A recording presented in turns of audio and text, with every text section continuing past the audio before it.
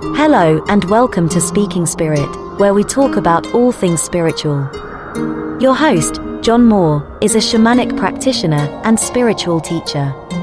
And now, here's John.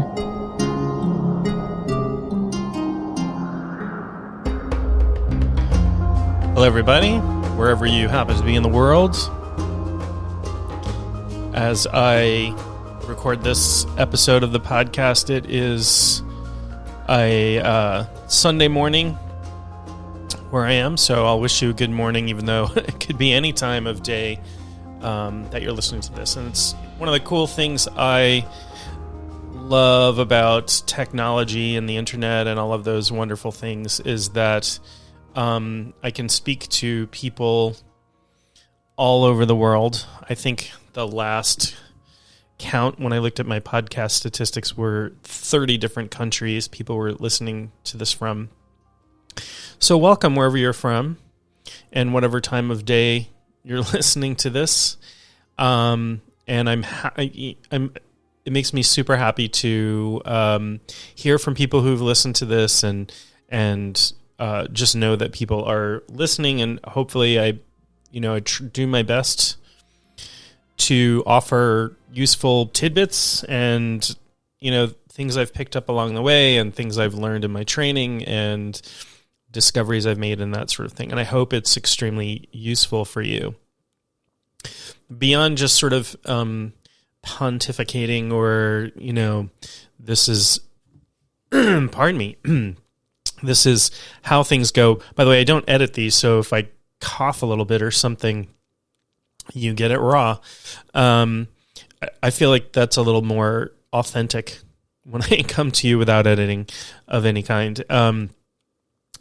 So anyway, I hope this is useful. My whole intention of this podcast is to provide useful information, not just, oh, that's interesting, or, something that you can put to use or some understanding that you can get that helps you on your spiritual path or gives you information about a spiritual path you may want to explore or, that sort of thing. And with that in mind, I'm going to talk about a subject that is that comes up for me a lot, particularly when I'm teaching or when I've led groups in the past and that sort of thing. So there's these two related concepts. One, I'll give them different names, but they're kind of two peas in a pod or two sides to the same coin, if you were.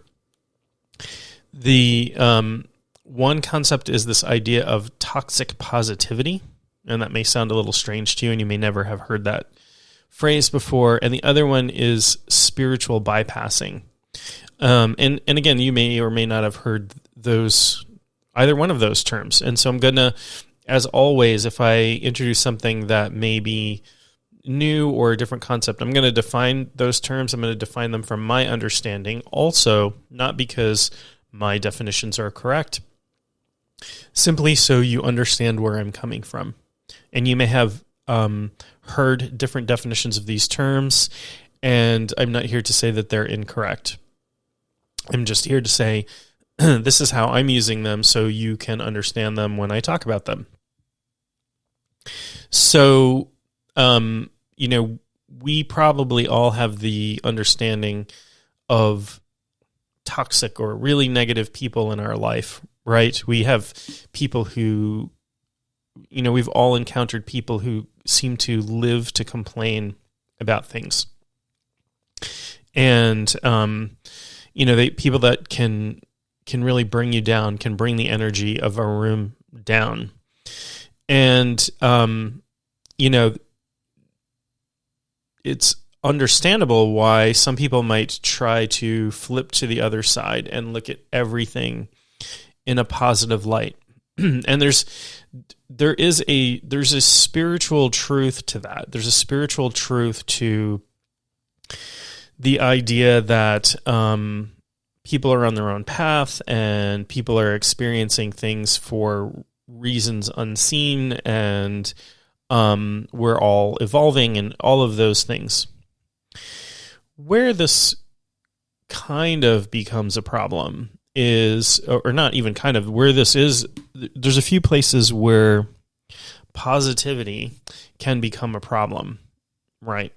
So the first kind of most obvious one is the denial of reality, right? There's sort of this famous, I don't know where it comes from, but there's this, on the internet, there's this famous meme image of, it's a dog who's sitting, I guess, in a house or something, and everything around him is on fire. And he's saying, everything is fine, right? Everything is fine. I'm just going to ignore the circumstances around me. I'm not going to take care of business, that sort of thing. That's one, and that leads to all kinds of problems. It leads to poor boundaries, right? With friends, oh, they're okay. This person's okay. That sort of thing. It leads to us not setting up proper boundaries with people sometimes. It leads us to not taking steps necessary to solve our problems, that sort of thing. So in that way, positivity, sort of unwarranted positivity, which takes the form of ignoring reality or ignoring the steps needed to be taken in certain circumstances, therein it becomes toxic. I think going into things with having the attitude of, I'm going to do all I can do and things will turn out okay is totally fine, right? Things will turn out as they are supposed to. I'm still going to do what I need to do. And I tend to approach things from, obviously I'm a shamanic practitioner. My training is in shamanism. And so I tend to approach things from that perspective. And in shamanism, we are, practitioners are expected to walk in multiple worlds. That is, we deal with physical reality and we deal with spiritual reality at the same time. Traditional shamanic cultures, you were, if you held the role of shaman in a culture, you were not just a healer, but you would probably be expected to, help your tribe in other ways, such as help them know when to plant things or help them know when to move a herd or when to hunt or, that sort of thing. You're taking care of the everyday things that kept your community healthy, safe, and sane, as well as attending to the spiritual needs of the community. I know and I am not an expert, but I've read a little about the kahuna in Hawaii, and the kahunas, we might call them shaman or medicine men or what have you, but my understanding is they had specialties, and there were kahunas who were good at navigation and good at fishing or good at planting crops or, could navigate by the stars and all of these things. So there was a level of really practical, real world survival and thriving knowledge that they had to have, besides the sort of hidden spiritual teachings that went on as well. And that, that's true in other cultures as well. The shamanic people in other cultures may have had specialties. Some may have been healers, some may have been diviners, some may have had other types of specialties. And I find that true even with modern shamanism, with core shamanism. I know people who are, say, work with animals, animal whisperers. I know people who are specialized around soul retrieval or depossession or, bunches of practices, and the people that are specialized around them, whether shamanism is a specialty for some people, that sort of thing. But again, the idea is attending to the entirety of reality, which includes physical reality as well. So the other side of toxic positivity, and I'm going to spend some time near the end of this podcast talking about holding space and what that means, holding space for others who may be experiencing something painful, and how to be how to be a healing presence for those people who are going through something challenging, difficult. So again, so toxic positivity, where it can become toxic with ourselves when we are ignoring circumstances that are going on, and it can become toxic towards others when we seek to have them bypass their pain, right? So this is the one that people have great intentions sometimes, and when a loved one passes away, and this happens frequently in my experience in the United States, and I don't know if other cultures have similar things, but this is something that happens here that I've seen a lot. So somebody passes away, and people try to comfort their loved ones by saying pleasantries like, oh, they're in a better place now, or oh, they're out of pain, or look on the bright side of your loved one passing away. And these people are absolutely well-intentioned, loving human beings who just want to alleviate the pain and grief that another person is going through. The issue with this is grief is a natural process that we all need to go through, and you can't really bypass it. You can push it off. You can shove it down into the shadow part of you. I've talked a lot in the past. I've done an entire podcast on shadow work, and this is an area of mine that I focus a lot on, because everybody has a shadow, and everybody should be doing shadow work, in my opinion. So, when somebody is going through something rough, whether that's the loss of a loved one or a breakup or something else, loss of a job, loss of a home, and you show up and try to paint something, paint it in a better light or something like that, that's not particularly helpful, actually. A person may or may not feel a little bit better for a very short period of time, but you're bypassing the natural grieving process. I'm going to talk about a solution for that. I'm going to talk about what it means to hold space for somebody towards the end of this podcast, after I get through the toxic parts. Again, I try to be useful. So if I'm just talking about things that are bad, these are, not bad. Bad's a value judgment. These are sort of stumbling blocks to becoming a more integrated person and helping others to become more integrated, or staying out of the way of others' own integration work.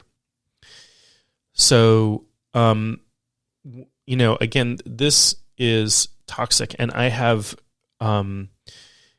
personally, when I've been through something rough and somebody comes to me and says, oh, it's going to be okay. You're going to be great. You're going to get back in the,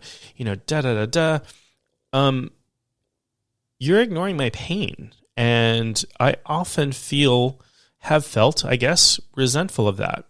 I felt resentful of somebody trying to bypass my pain and saying, basically it feels like somebody saying your pain is illegitimate because you're just not looking at things from the proper perspective.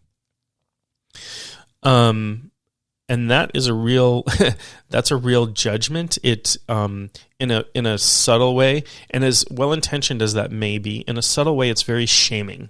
It's saying there's something wrong with you for feeling pain.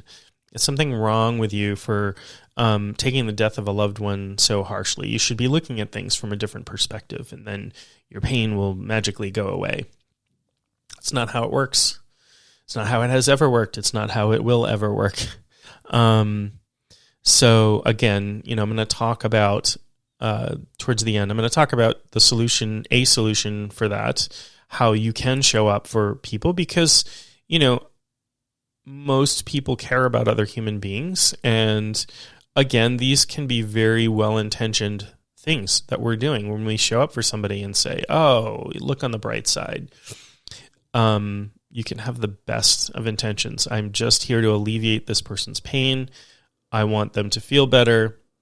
But there's another part of this as well. Another part of it is that there can be discomfort and awkwardness with experiencing somebody going through something hard, going through some painful emotions, some painful challenges.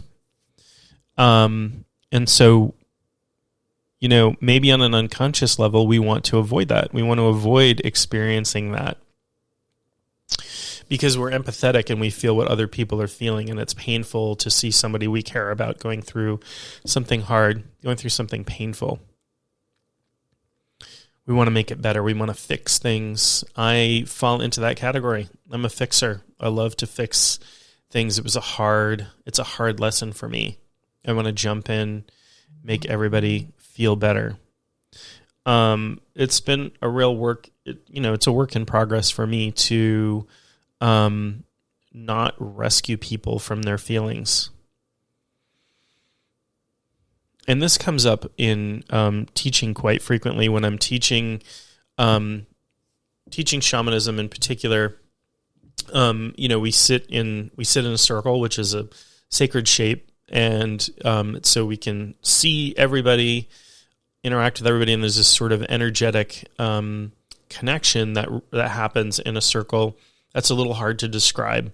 There's a closeness, even if the people you're in the room with are strangers. You're in their energy field, you're observing them, that sort of thing.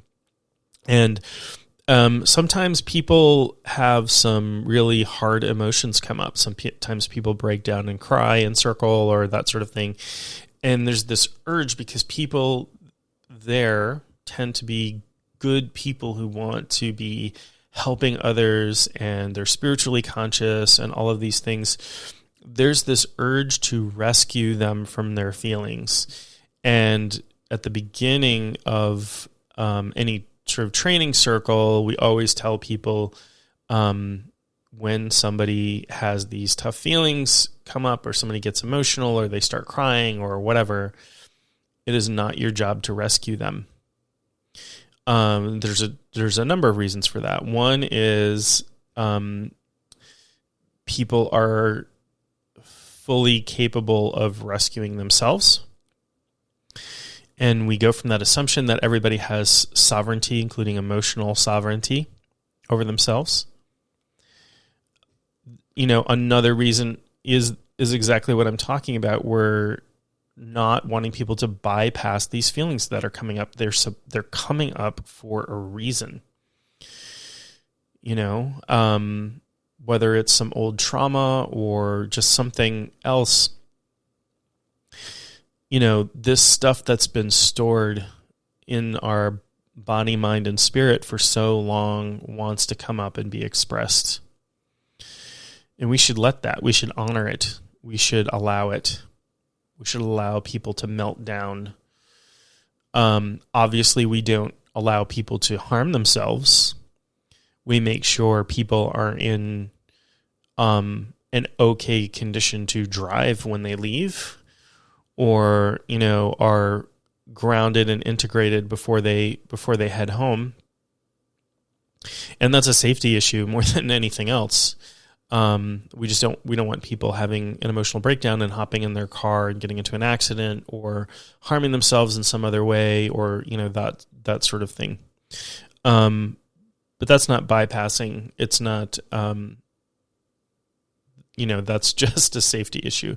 But so I've seen this over and over again. Somebody has some emotions and people want to jump in and talk about it, want to jump in and rescue, save that person from themselves, save them from their tough emotions.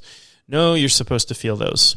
They're supposed to come up and they are unpleasant. But when you allow them to move through you, they have less of a hold on your life. And I would encourage you to, I'll probably do more episodes on shadow stuff going forward. So we're talking about, at this point, we're talking about toxic positivity, and how it kind of shows up in ways that stifle the natural movement of emotion, or we use as a way to blind us to the reality that we're in. Right? We're sitting in the room that's on fire going, everything is okay. I feel great. No, recognize that you're afraid.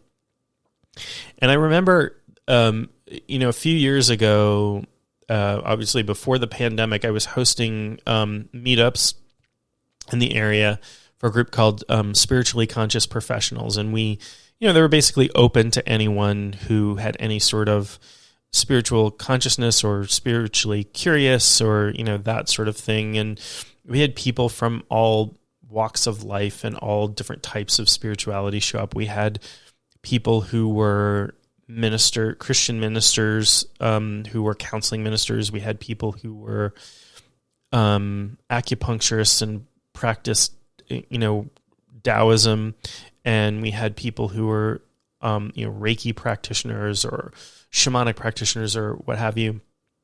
And it was a really nice meetup, and I hope to get back to it post-pandemic in person. And it was great. There were lots of shares, lots of viewpoints. And I'll never forget, there were two young women who showed up to one of the meetings, and they were new to a spiritual path, and they were both in recovery from drug addiction. So fairly new to recovery. They were, I believe, getting outpatient treatment for substance addiction. I don't know which substances, but that's a pretty big deal. And they have been working, in part, they've been working spiritually to help them with some of the challenges of overcoming addiction. And gosh, what a hard path that is. As an outside observer, and having lots of people that I'm related to and lots of people I know struggle with addiction, what a hard path that is. And we should recognize that. We should recognize what a challenging thing addiction is. It is not something I wish on anybody. It's a horrible thing to kick. Anyway, these two young women, great intentions. They came to talk about spirituality and all of these things. And, one of the young women was talking about how she thought that she was at the point in her spiritual development where she shouldn't get angry at people anymore. Wouldn't that be a lovely thing, right? And, on her way over to the meeting, she was in traffic and somebody had cut her off or something, and she got angry with that person. And then she noticed she was angry with that person and became angry about being angry. I shouldn't be angry. And, and my question for her was, well, then were you angry that you got angry that you were angry? And how far does that go? If you had just allowed yourself a human moment and said, I feel angry right now, it would have passed probably in a few minutes. But she hung on to it, and she got angry at herself. And this isn't necessarily toxic positivity because she wasn't bypassing, but there was this idea that is present in toxic positivity and in spiritual bypassing that I'm evolved to the point where I shouldn't feel these feelings anymore. Or it's wrong to have certain types of feelings, or it's, it's the shoulds. When we get into the shoulds and the shouldn'ts, we tend to be shaming ourselves. She was basically shaming herself for having a human moment. And it's not to say you can't reflect on your feelings. It's not to say gosh, I got really mad at that guy a few minutes ago for cutting me off in traffic. And, that seems like a silly, small, minor thing to get mad about, but where's that coming from for me? That's when this can turn into a positive thing. When we start to look at the stuff that might be in our shadow. Why am I getting triggered by this? Why am I getting angry about this? And that's not to judge it. It's not to say this is bad or wrong or, again, should or shouldn't. It's not about judgment. It's about discernment. It's about what's going on for me, what is in me that needs to be healed, or where is this coming from? Where is this anger coming from? Being triggered is a really good indicator, usually that there's a wound in the unconscious, or that there's a wound that is unconscious, I should say. It's a better way to phrase that. There's an unconscious wound, and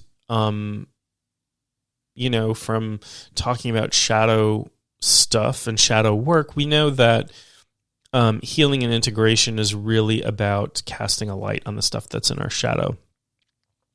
It's not about pretending that it's not there. It's not about pretending that we don't get angry. It's not about convincing ourselves that we're bad because we feel angry, or we're not enlightened or evolved or ascended or what have you because we feel anger. None of those things. It's about recognizing that we're human and we have those moments. And, you may get to the point in your spiritual development where things bother you a lot less. You become more imperturbable. And that is a noble goal. But that is not something that you can fake it till you make it. Because by faking it, again, you're cramming these emotions down into your shadow. And the stuff that's in your shadow, if you don't recognize it, integrate it, work with it, it will run your life in ways that you don't even expect, that you don't even know. A good example, if you've ever watched the show Seinfeld,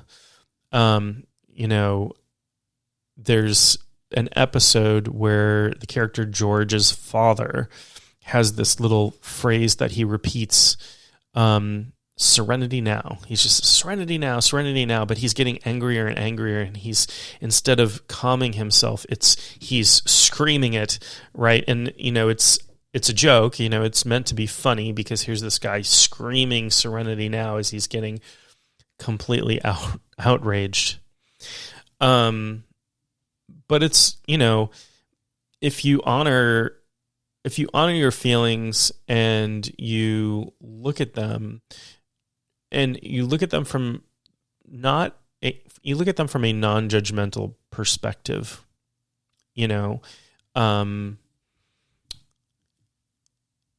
it's a little bit hard to say this, but if you treat yourself a little bit like you would treat a toddler, okay? Toddler who's having a temper tantrum. Screaming and shaming at that toddler is not going to stop that toddler from having a temper tantrum. That will not work. That will make things, I'm a dad, I know. That would make things much, much worse. Instead, one tack is to recognize the toddler's feelings and say, oh my gosh, you're so angry. Tell me about what's making you so angry, and sit with them and respect that they're feeling angry. You can't talk a toddler out of feeling angry.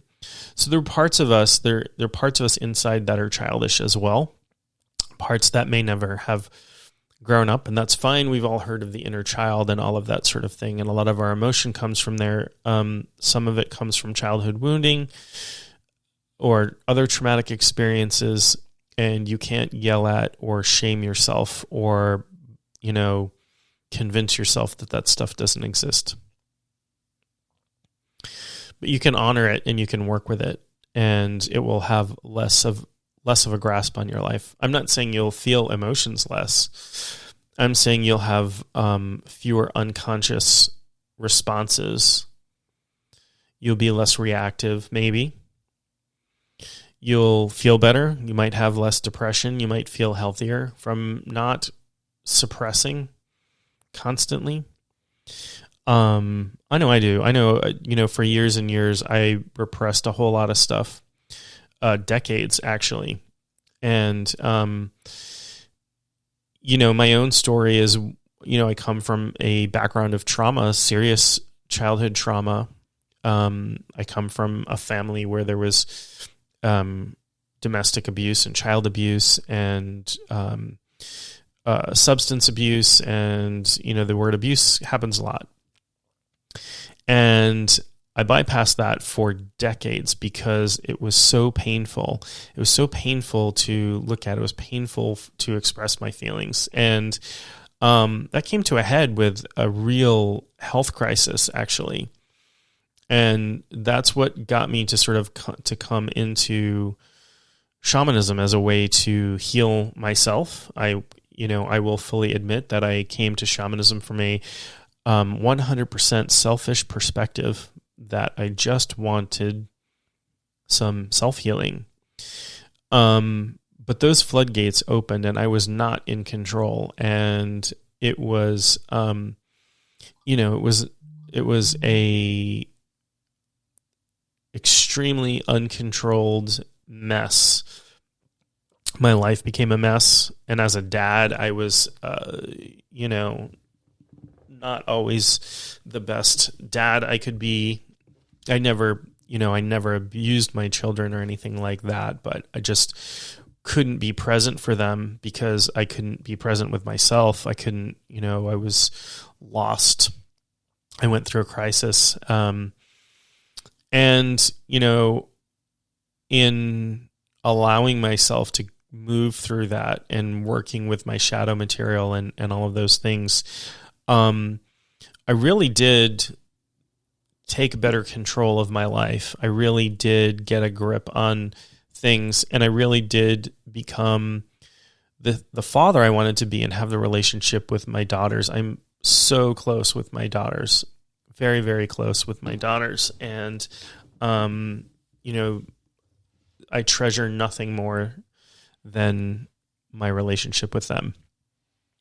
I have a fantastic relationship with my daughters. And, there's a lot of research that says that when parents do their own work and heal, that has an extremely positive effect on kids' mental health. So I'm happy to say, and I will never say that I'm perfect. I will never say that I'm done. I will never say any of those things. Continually work on myself, continually do my self-work. But in the process, I found out that I was pretty good at helping other people as well, and that I loved teaching, and I loved teaching especially people to help themselves, because ultimately we are all, internally we are all sparks from the same divine light, and you are as divine as anybody. You have the same piece of divinity within you that everyone else has. You are connected to everything. And I've talked about divinity a lot, and I will probably talk about it more in future podcasts. But I believe that, and I've seen that, and I have seen people shine their light, and it is a beautiful, beautiful thing.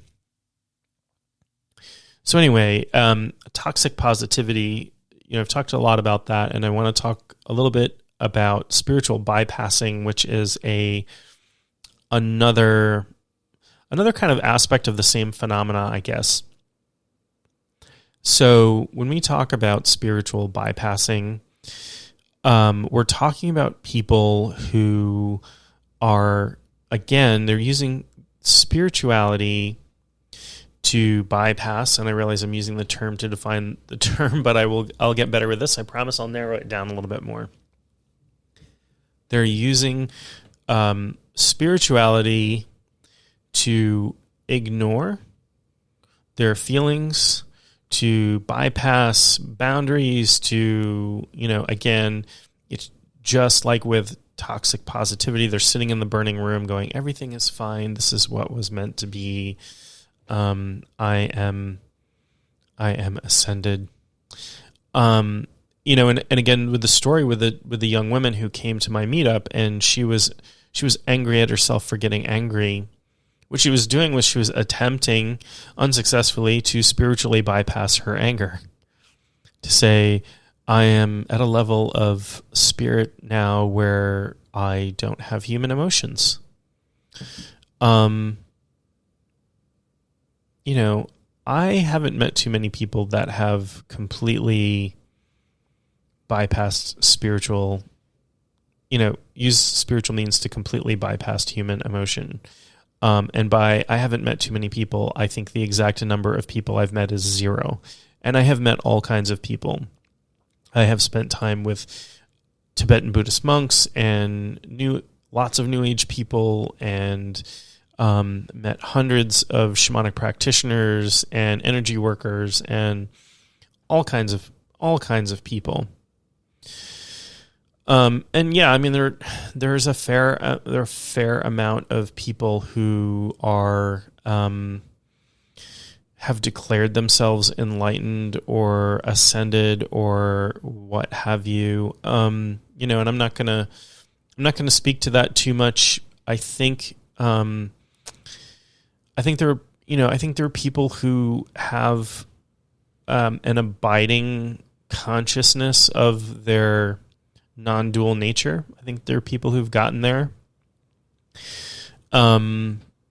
It's pretty rare. I mean, by abiding, I mean all the time.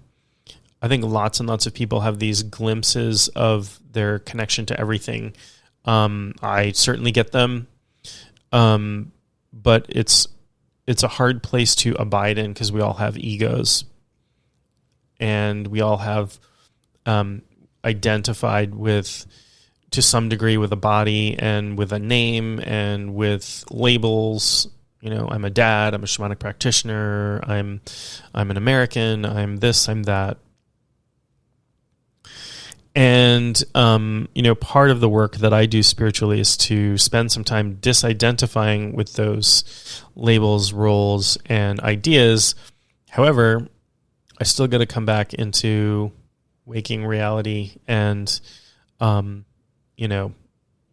show the tribe where to plant the corn, show the tribe where to hunt the elk, those kinds of things. Of course, I'm being metaphoric here.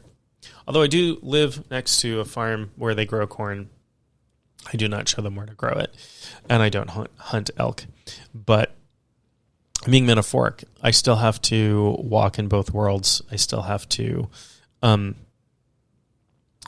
my kids to school and those kinds of things, and deal with the pandemic.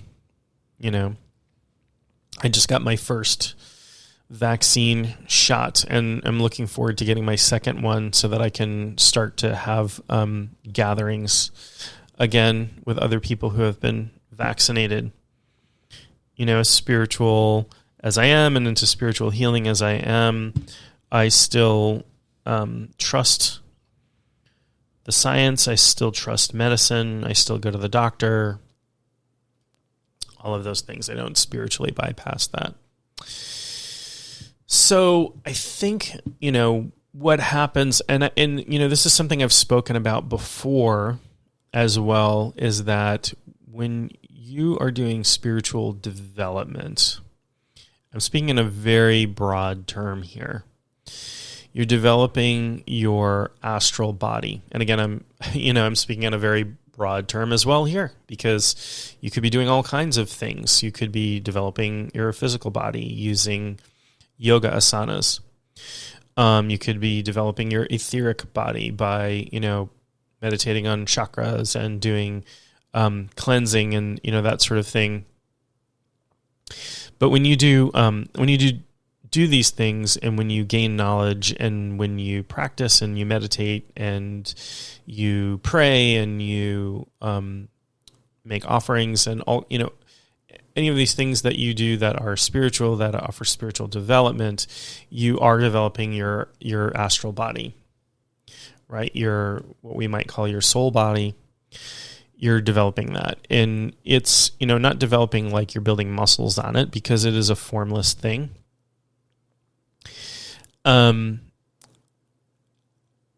One of the things that happens when you develop your astral body is it's very, to use a big term, it's hubrisistic. It develops your ego interface with that, gets stronger, and you, again, it's in the West, we might use the term, he's got a big ego. So you develop this ego, and part of that is, and by ego, I just mean it's the part of you that you identify as. It's the part of you that when you say I and you're conscious of as a separate thing, it's just your consciousness of who you are as an individual, right? Instead of who you are as part of the whole. It's who you are, your consciousness of who you are as an individual and as a separate being. And we know under it all, there's no separation, but, we still have this ego. We still experience light. We are the universe. We're piece of creation experiencing itself, right? Broken into little pieces so we can experience life and go through and have all these lessons and things. So, so the ego gets bigger, right? It gets inflated. And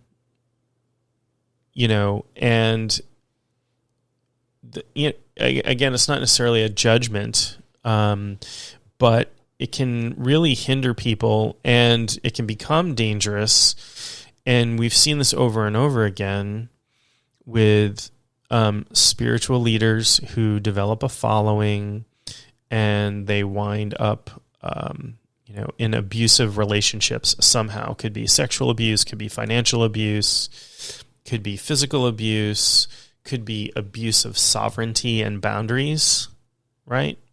Taking away people's freedom to choose for themselves. And this happens over and over again all the time with people who have a high level of spiritual development, but have not done their shadow work, have not done their cleanup. And the problem is that because they have developed they've developed the astral body, but they haven't cleaned up the shadow. They're often seen, when they gather a following, they're often seen as beyond reproach, right? This person is enlightened.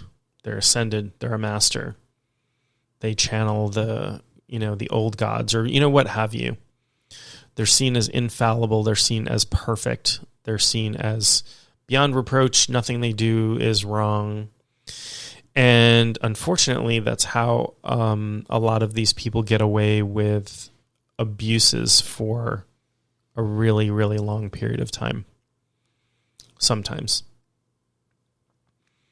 We look at the, one of the most famous cases was the Jim Jones case, and where he, had, I think it was close to 1,000 people ingest cyanide, in his cult, and they all, they died. Many of them children. We have, we have lots of yogis who start ashrams who wind up sexually abusing their, people. And, there's this whole sort of guru relationship, and not to take anything away from people who enter into guru relationships. I'm sure there are lots of them that are fine and healthy. But there are a lot of them that aren't. And we start to lose our discernment when we hand over our sovereignty to somebody else, because we perceive them as being above us spiritually, more developed, ascended, all of those things. I'm not a huge fan of the whole ascension thing. And maybe I just don't understand it enough, but it seems very patriarchal to me. I am ascended literally above you, literally above others. It's not to say people doing the work that they're calling ascension aren't doing fine spiritual development work. I don't know. It's just a term that I've seen thrown around a lot by people who are sometimes sleazy, for lack of a better term. And not everybody, certainly not everybody using that term, or not even most people. But it's a hide. So if you're using spirituality as a hide, if you're using it as a method of denial, if you're using it to not feel your feelings, or you're using it to not address your shadow, you're doing what we call spiritual bypassing. The danger of that is you're not doing your cleanup work. You're not doing the shadow work that you need to be doing. In fact, you're probably increasing your shadow. You're probably cramming more trauma, feeling, hurt down into your shadow, saying it's unacceptable for me to have human experiences. I should not. I'm too spiritual for that. I don't get angry. I've ascended. This is not to say you can't let go of feelings. They come up, and you can let them go as they come up. But you can only do that if you're addressing them. You can't do that if you're denying them. You can't release feelings. You can't release emotional energy if you deny that it exists. Right? It's like it's like in spy movies when they're holding somebody in a secret location. And nobody's going to seek them out to rescue them because they don't know that they exist. Right? Or they don't know that they're in danger. Right? I'm a big fan of the old James Bond films. I loved Sean Connery and Roger Moore and, all those guys, and they tended to have to rescue themselves because they were on this top secret mission. And that's what your feelings are. If you push them down, your feelings are not meant to be secret agents. So let's talk, because I want these podcast episodes to be useful to you. Let's talk about some solutions for this. So, the first solution is when you're dealing with your own stuff. First of all, do shadow work. Seek out somebody to teach you to do shadow work. Read about shadow work. Find work with a depth psychologist, or work with a shamanic practitioner who is versed in shadow work, and do this work. If you're doing spiritual work at all and you're not addressing your shadow, you're missing at least half, but probably more of the work to be done. But I think everybody could benefit from shadow work, whether you're doing spiritual work or not. And there's all kinds of ways to do that. So that's the first one. The second one is to become observant. To become really observant of your feelings as they arise. And it's okay to label them. It's okay to examine them, but don't push them away. And I know it can be hard if you're in a situation, you're sitting at work and you're overcome with an emotion and you're like, I got to just get through the day. I get that. I do get that. And sometimes you just need time, some time to, I've got to focus on something right now, and I'll deal with this later. The problem is when later never comes. So one of the healing practices that I have myself used and have gotten great benefit from is to learn to become comfortable with the discomfort and sit with painful emotions. And when I say sit with painful emotions, I literally mean that. I mean sit and just experience the emotion and allow it. Allow the emotion. What will happen is that your emotions will peak. They'll come in waves. There'll be peaks and valleys and that sort of thing. And eventually the energy will move through you. And the important thing is not to attach to it. Don't become mired in it. Don't fuel it. And don't push it away. So you sit in a space of allowing and allow yourself to feel what you're feeling. And if you decide this is useful, you can explore it from a sensory perspective, meaning, where do I feel this in my body? Does it have a size? Does it have a shape? Would I associate a color with it? Does it have a texture? Does it have a temperature? Does it have a sound? Does it have a smell? Is there a taste in my mouth? You can explore it from that perspective, from the perspective of curiosity. Over time, this allows a lot of stuff to come up and out that wants to move through you. It doesn't want to be locked in. This emotion, these feelings, these hard things, they don't want to be locked in, so they want to come up and out. So that is one aspect. So the shadow work, sitting, becoming comfortable with a discomfort and sitting with painful feelings, without having to take action on them, just feel them. Just feel them. There's nothing to do. Just be with them. Okay?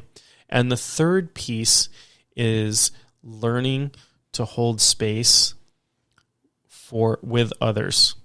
So this is, and I talked earlier on about what happens when I've been in circle teaching and hard emotions come up for somebody, and there are other people in the group whose instinct is to rescue that person, to save them from what they're feeling, to make them feel better, to comfort them. And we've got, we try to put a really safe container around this space so people can have these feelings come up and out, and it's fine. And we might offer somebody tissues if they're crying. But what we really do is something called holding space. And you can do this with an individual, you can do this in a circle, you can do this as a collective. Holding space is really about being completely attentive. This is hard. It is a hard thing to learn to do. It's hard for me. It's still hard for me sometimes.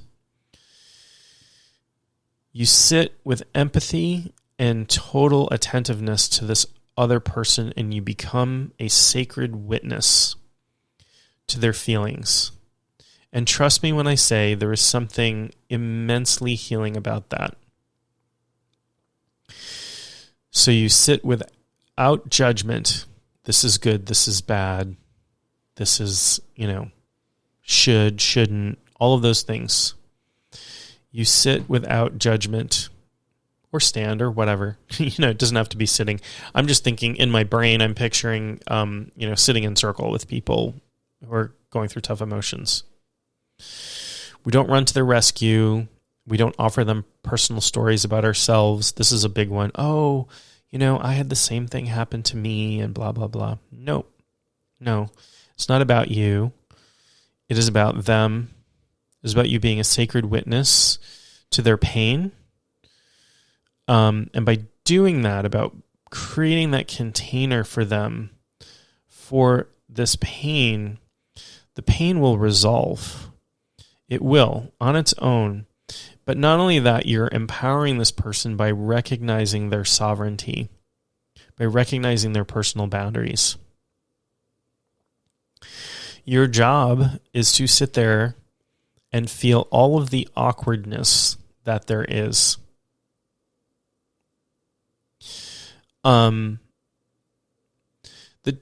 the challenge sometimes is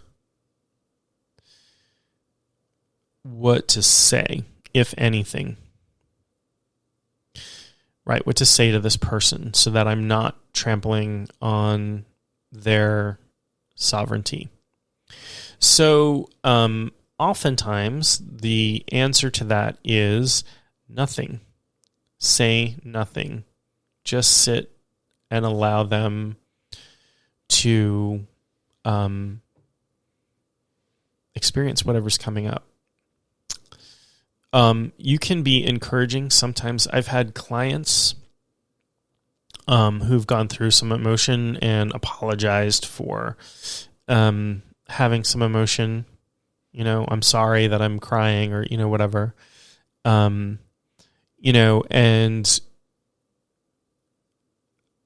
I don't want them to feel shameful or sorry that they're having some emotion. So sometimes I will offer a word of encouragement and say, it's okay, allow it all to come up.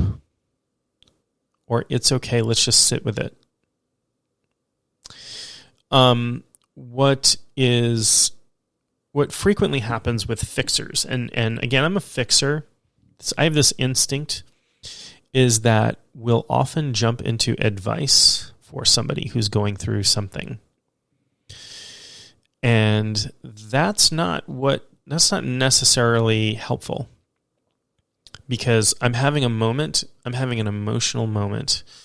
I'm not thinking from my rational mind. When you're in, just from a biological perspective, you might be operating from older parts of your brain, your limbic system, not operating from your neocortex. You're not in problem-solving mode at that point. You're just I'm dealing with, these overwhelming emotions that come up mode. And somebody jumping in and saying, what you should do is X, Y, or Z. It's not the time for that. It's not helpful. And if there's a question about it, if somebody comes to you, and this is something I love. I didn't invent any of these things. I'm just relaying them to you. These are things that I've learned. I've learned them from others. I've learned them from people who were practitioners. I've learned them from people who are in helping professions. So, if there's a question, if somebody comes to you with a problem and they're talking about a problem and they're emotional and they're, whatever, your job is mainly to empathize with them. But if there's a question about offering them advice, just ask. Just ask. Would you like some advice about this, or do you just want to sit and talk about this? Put it into your own words. But, I have, I've had people sort of trump on, I've had an issue. I've had people sort of step all over me and start to offer me advice, and it's usually unhelpful or something I've already tried or that sort of thing. And then I feel like I don't want to share anymore. And so then I've got to stifle those feelings. So then it puts the onus on me to deal with this other person who's trying to help me, and they probably have great intentions, but what they're doing is not necessarily that helpful. So learn to sit and hold space. And if there is a question about whether advice or help is needed, ask. Sit with empathy.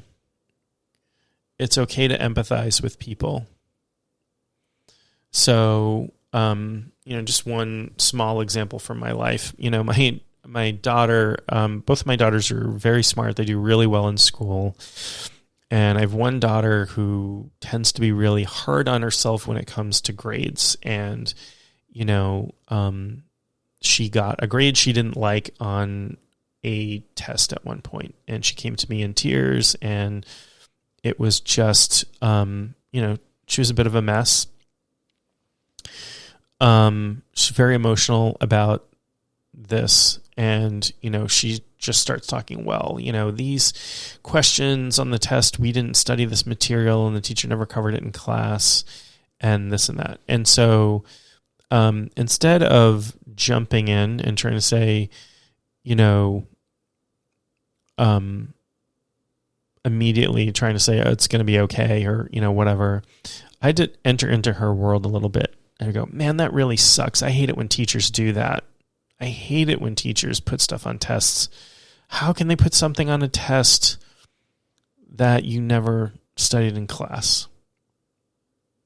She just wanted a little empathy. She wanted some respect for what she was feeling. And when she was able to calm down a little bit after that, after she saw that I was respecting her feelings and we allowed the emotion to pass through, then I could talk to her and say, hey, have you thought about the fact that this is just one test? What are some things what are some things that you could do? Could you contact a teacher? And I always try to place it into the hands of the other person if I can, because I want to respect their sovereignty and their ability to solve their own problems. I think most people have their own solutions, but we box people in pretty tightly. We box behaviors in pretty tightly, and people are always looking for social approval for things. And as best you can, give people your approval. Really, love is about acceptance and approval and that sort of thing. And holding space is really about that. It's really about, I approve. I wish you weren't going through this pain, but I approve of your expression of it. I approve of you feeling your feelings. I approve of your reaction to this painful situation. I accept it openly from one piece of divinity to another. Okay, so you can empathize. Say, man, that really sucks. I had a client one time whose significant other was cheating. She discovered that her significant other was cheating and was obviously extremely upset. And, I was like, wow, that really sucks. That screw that person. I can't believe that, just empathizing. Not telling them that they didn't have a right to feel how they were feeling, but they have every right to feel how they're feeling. Not to fuel it, but to empathize, to enter into their world a little bit.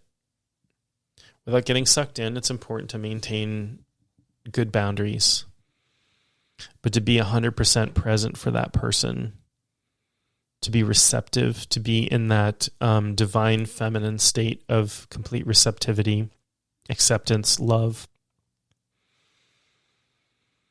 To look at that person and say, I love you even though you're going through an experience that makes me uncomfortable. I love and accept you fully, even though you are bringing up painful feelings in myself. I love and accept you even though this is really awkward for me. But because I love and accept you, I want you to have this experience so you can heal from it. So I see by the old clock on the wall that I'm about out of time for this podcast. I hope this has been interesting for you. This is a topic I'm sure I will touch on more in the future. I circle around to shadow work quite a bit because it is so important, and I think it's something that people avoid for a reason. There's a reason why this stuff is in the shadow. It's painful to examine. It's unconscious for a reason, but real healing comes from when we acknowledge it and recognize it and are okay, and we offer ourselves the self-love to go through these experiences. So I hope you have a great rest of your day, wherever you are in the world, whenever you are listening to this. I love you all. and I will be talking to you next time.